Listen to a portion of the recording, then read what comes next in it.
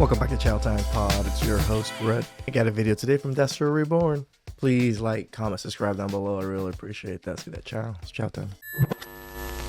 Can we normalize people craving and wanting romantic relationships and partners without saying that they don't love themselves? I saw a video on here of a creator being very vulnerable and open about being sad about being single, and the amount of people in the comments telling her that she needs to love herself was very alarming. Wanting companionship from someone does not mean that you love yourself any less. I mean, we are humans, and I think it's human nature to not want to be alone. I wish that I could stitch the video so I can let sis know that you are not alone in how you're feeling, and I admire you for being so vulnerable to come to the internet and say something about how you're Women do that shit all the time. They say about their feelings and cry on the internet all the time. Stop being proud of women on crying about the internet. You're feeling. Because yes, single life is cool and all, but it's honestly not what it's all cracked up to be. Yes, I would rather be single than be in a terrible relationship, but I think I would rather be in a loving relationship than be single. I just want to be held. I don't even care if it's at gunpoint, honestly. No. Beware, my brother. For you might be only at gunpoint. Jeez, lady. a dramatic tonal shift is upon us. Women of Generation X and millennials are feeling the squeeze, their backs pressed firmly against the wall of no return. Gone are the days of the cheerful rallying cry, you can have it all. Now the message is starting to sound more like, actually, it's better to be single and enjoy your own company. Do you remember those iconic calls to Kevin Samuels, where women confidently declared they'd snag that exclusive 6-foot-tall, 6-figure Rest in peace, Godfather. earning man when they are ready to settle? And who could forget the viral Kendra G moment that left us all wide-eyed? But now, my friends, the narrative is shifting. Women are saying I'm fine living alone and proclaiming that marriage benefits men far more than women. That's just It's the as if the craziest battle shit. cry of independence There was someone in my comment section in one of my meme posts that I usually post a meme every day was defending that meme because the woman was proud and exclaiming that she's getting her divorce, and another woman was telling her the grass isn't greener. has turned into a cautious acceptance of solitude. I have resigned to the fact that having a healthy relationship with a man who is both emotionally intelligent and available is just not attainable anymore in this day and age. For any of us, I don't care if you're a good girl or if you're trifling, if you're a baddie or if you're basic. It's just not attainable anymore. And I have just decided to match energy and use guys the way they use us, as temporary placeholders until... Again, they tell on themselves. Who are they going after? It's obviously the Ray Rays, the Pookies, and the Chads that are just running through these women. Why? Because they're in their 30s. Who wants to marry you? The men that you're attracted to just want to run through you because you're easy. Till the next best thing comes along. Am I wrong for that? And I hate to admit it. It was story time. So before I found my girlfriend, when I was dating, the women I would put my dating profile up to like 32, 34-ish. And all the women I ever matched with in their 30s were super, super easy. Like, as in, they wanted to sleep with you right away. They wanted to do all of these things right away. And I'm just like, oh, is this how dating market is nowadays? We just sleep with each other immediately?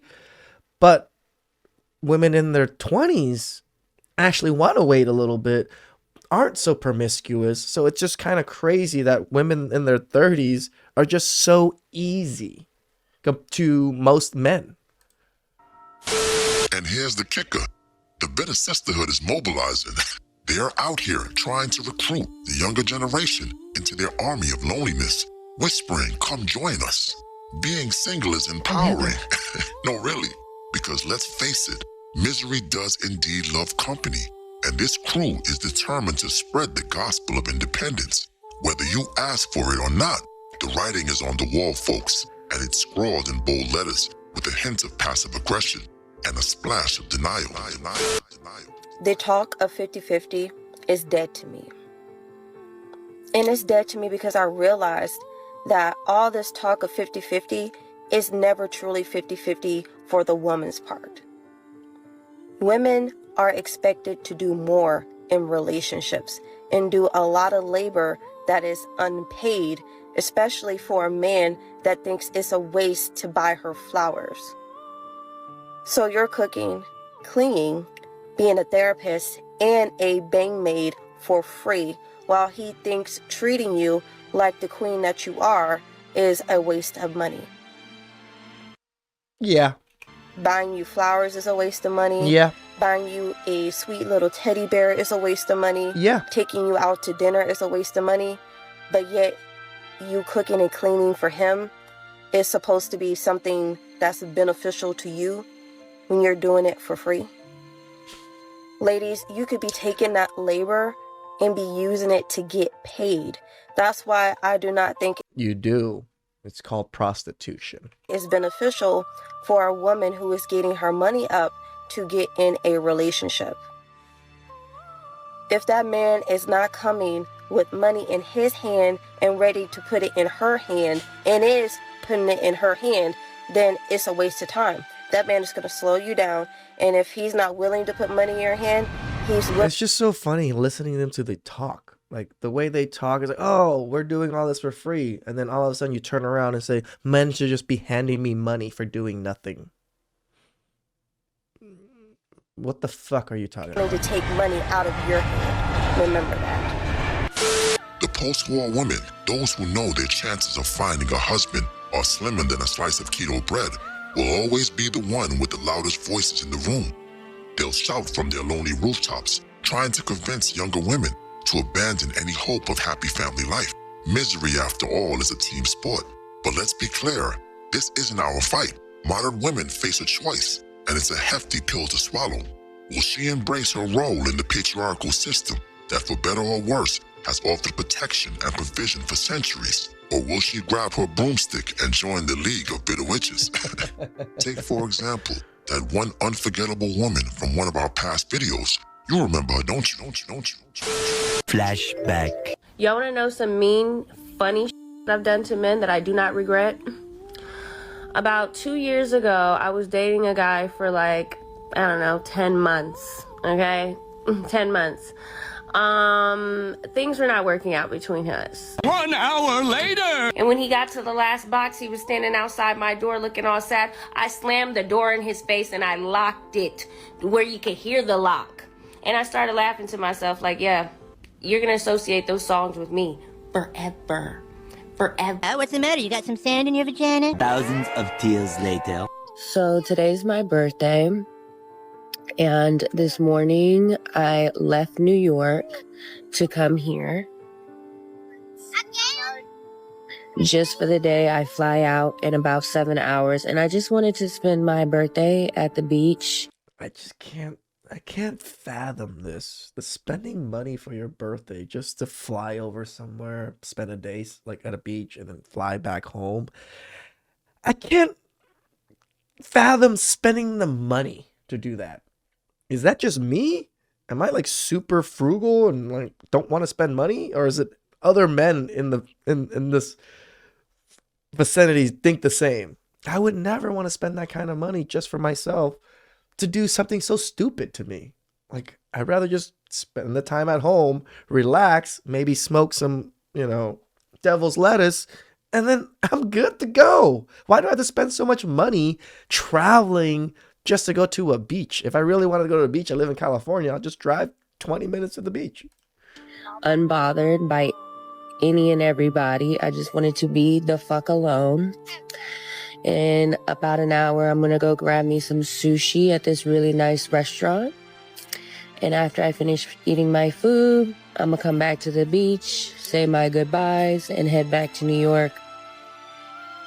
And honestly, I can say that this was a top-tier birthday. Top tier. Sad. Cheers the cautionary tale, the walking PSA for what happens when bitterness wins. Can you smell that?